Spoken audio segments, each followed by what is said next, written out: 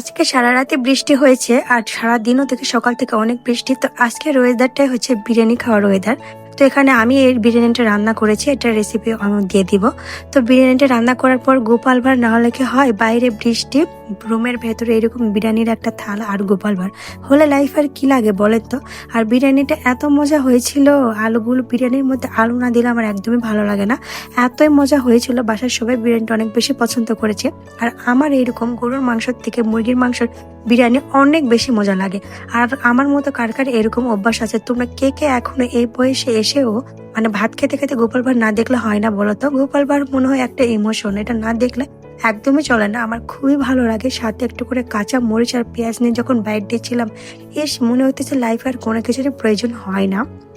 তো বিরিয়ানিটা খুবই মজার ছিল। আর বৃষ্টির দিনের জন্য আমার মনে হয় যে এরকম বিরিয়ানি আর কি তৈরি করা হয়েছে, যে বাইরে বৃষ্টি থাকবে, ভেতরে বিরিয়ানি খাওয়া হবে। তো যাই হোক, ঝরঝরে বিরিয়ানির থেকে এরকম মাখো মাখো বিরিয়ানির সাথে একটু করে মাংস, পেঁয়াজ আর কাঁচামরিচের বাইট দিলে, আর বিরিয়ানির মধ্যে আজকে আমি একটি স্পেশাল জিনিস দিয়েছি, সেটা হচ্ছে এরকম গোটা রসুন। রসুন দিয়ে যখন বিরিয়ানির ভাতগুলো মেখে মেখে খাচ্ছিলাম, মনে হচ্ছে যে একদম অমৃত খাচ্ছি, এত বেশি মজার ছিল। আর এই এলাচটা অলওয়েজ তরকারিতে একটা দিলেও আমার পাতে এসে পড়বে, মানে যে কাবাব মে হাড্ডি।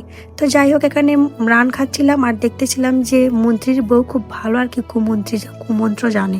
তো যাই হোক, বিরিয়ানি দেখতে দেখতে বিরিয়ানি মানে আমার খাওয়ার তৃপ্তিটা একদম বেশি হয়ে গিয়েছিল। খুবই মজা করে বিরিয়ানি খাচ্ছিলাম, এই বিরিয়ানিটা এত মজা হচ্ছিল।